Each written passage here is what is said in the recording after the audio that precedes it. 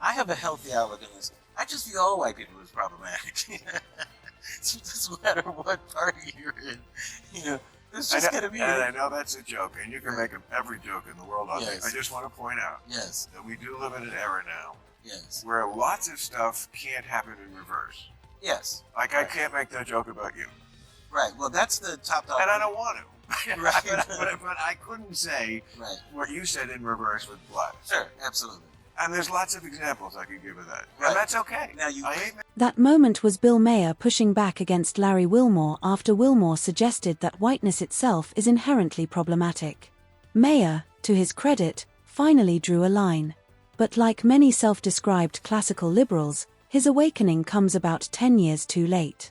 There's a certain irony in watching the very people who once amplified identity-obsessed rhetoric now recoil as it turns inward.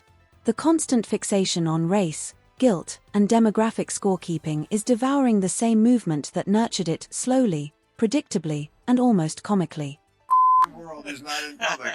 That's true. But here's the thing. That's just the top dog underdog dynamic is what I call it. Like top dog underdog gets to make fun of top dog, but top dog. Yeah, that's true. I tell you, I ain't mad at it. So, it goes beyond that. Right. I mean, sometimes you can find a lot of TikToks. Yeah. Of young. A lot of TikToks. Black women, usually women, but I'm saying I just can't deal with white people. And again, some of that's, you know what that is though. It's just can you imagine if a white person did that in reverse? So, and it's not a good thing. They just don't put it. They don't put it online, but some of them do say that. But the fact that you make a TikTok out of it says a lot. You have permission. You have cultural permission to do it. Cultural permission. What a beautiful phrase. Right. But that is not, to be serious, is not a healthy attitude. Well, and an unnecessary attitude. I want to know the specifics of how Whitey f***ed up your day. These self-appointed victims love constructing imaginary oppression rankings while insisting they have no power.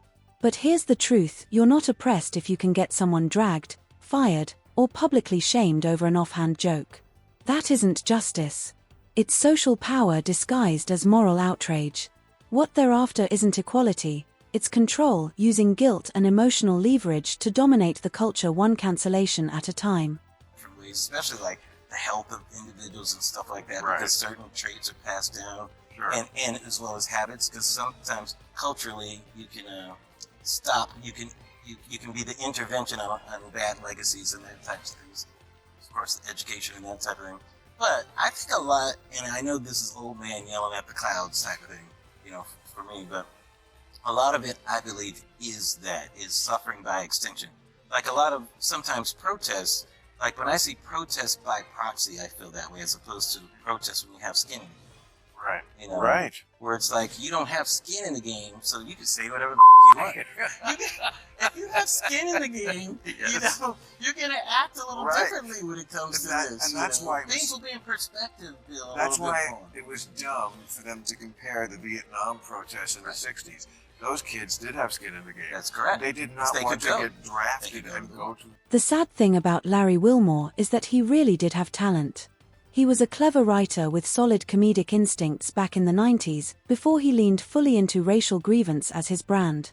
Now he's talking about things like inherited trauma the way a true believer talks doctrine, as if pain can be passed down through DNA like eye color.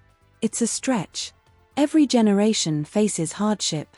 That's part of life.